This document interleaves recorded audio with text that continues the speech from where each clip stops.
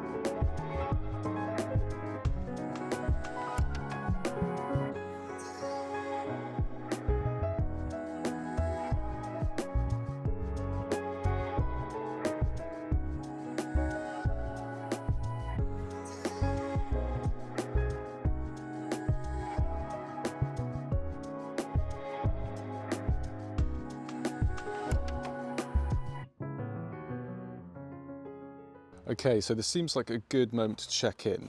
We're far from finished, but as you can see, we've got a bunch of plates in, which are starting to give our chassis some strength again. All the welds, nothing's been ground back, it's all quite ugly at the moment, but it is becoming strong again.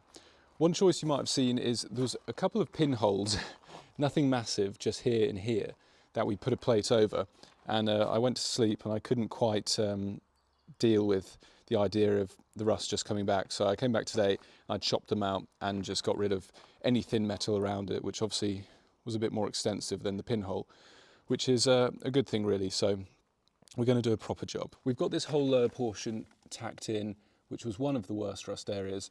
But I'm kind of focusing on cutting out all the rust right now. Then I'm going to cut more plates and tack them in. Then I think Isaac might be able to come back with his much better welder and get everything in properly. But most of the rust is out, but probably the worst area of rust is yet to come. As you can probably see, this area goes all the way back there. So it is quite a nasty one. It's even worse than that side. We've also got to cut a chunk out of here, which kind of wraps around a little bit. Obviously we put the corner section in, which is very nice. Well, looking at it in the camera, not very nice, but it's strong. But we're slowly getting there. So let's cut out some more rust. But before we do that, I want to take 1 minute out and talk about today's sponsor. Today's episode is sponsored by the good people at Adrian Flux Insurance. If you're not familiar with them, well, they are the experts in all things classic, custom, crazy, but they're also good for insuring everything down to your daily driver. One of the biggest hurdles when you're building something like this is finding a company who will insure it and actually understand what they're insuring. When I called up Adrian Flux, we went over in fine detail everything that had been done to this car, how it started, the parts that were used to modify it, the cars that went together. Every single detail was taken into account, so I'd be given a proper insurance quote. A lot of companies can't be bothered to entertain vehicles like this, and the ones that do, they'll graze over the details, which actually is really risky because if it comes to the point that you need to claim and everything's not in check, well, then you've got a problem. Another really tricky thing about insuring things like this, other custom cars and classic cars, is, well, the cost. And obviously, at my age, that is enhanced even more. I hadn't considered for a minute that this would be an affordable car to insure. So when I got the quote, all sales talk aside, I was genuinely shocked. So right now, this is on laid up cover. So whilst it's in the workshop over winter, it is kept safe from fire and theft. For a whole year of that, it is just £332 to have complete peace of mind that when you lock up your car in the workshop or the garage, it is safe. But paying under £30 a month to keep this safe whilst it is laid up is just the start. This is where it gets really impressive. To insure this beast for a whole year, fully comprehensive with a £1,000 excess, is just £1,379. To put that in perspective, that is cheaper than my rubbish 2004 VW Polo. To insure this crazy machine. So I really am grateful to be partnering with Adrian Flux on this one. So please do check them out. I've left all of their information in the description. I've been using them for years, so I really am excited to be working with them. So please do check them out and let me know what you think.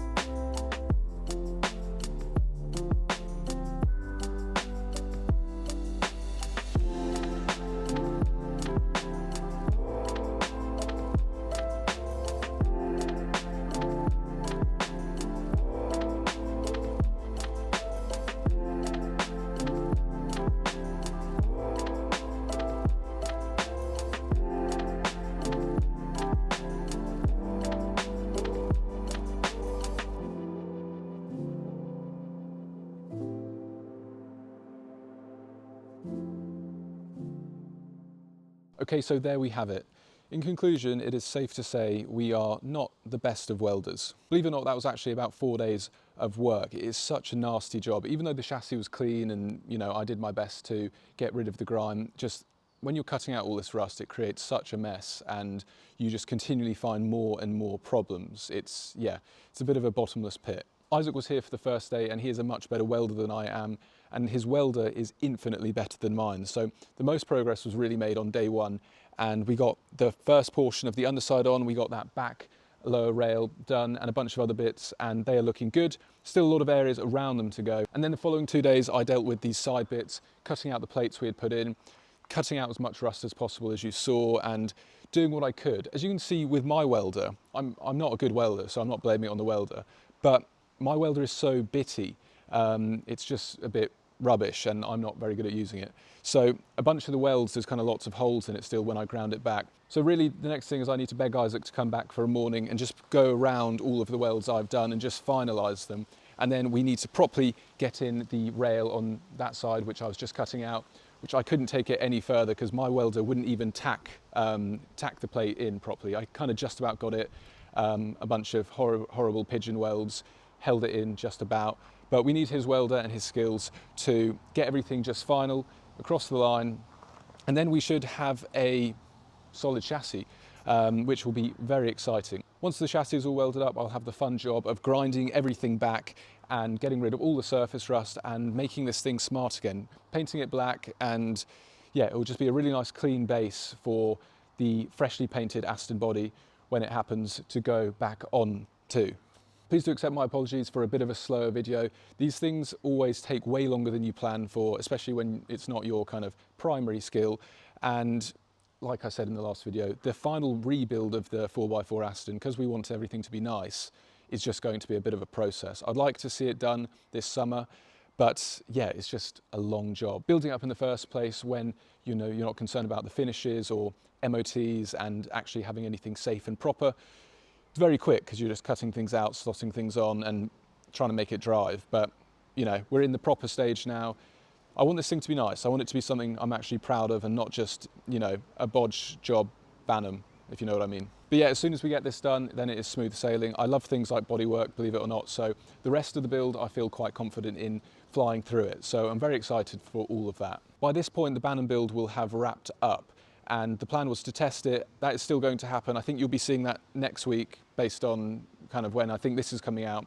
And even that, things aren't really going to plan at the moment, so do bear with me. We had a slight little problem when we attempted to race the Banham. So lots of excitement to show you on that one. I'm really excited as well as the new build is coming very soon. I've already been working on it the last few weeks, and this one's really cool. I'm really excited to actually use this one on the road, hopefully quite quickly. It's in a much better state than most of the things I buy. It still needs a lot of work. It's still a classic Hudson Auto Films sort of buy, but it is coming. So please do stay tuned for that. But I think that wraps us up for today. So thank you so much for watching as always. If you enjoyed this, and even if you didn't, please like, share, subscribe, comment, all that sort of thing. It really does help me out. If you'd like to support the channel further, the Patreon is linked down below, and so is the merch store. Any profits or proceeds from that just go straight into making these weird cars happen a little bit quicker. Another huge thank you to Adrian Flux for sponsoring this episode. It is amazing to be working with a company that I actually use and have really valued their services over the years. So please do check them out. They've helped me out, so hopefully they can help you guys out. But again, thank you so much for watching, and until next time, take care, and I will see you then.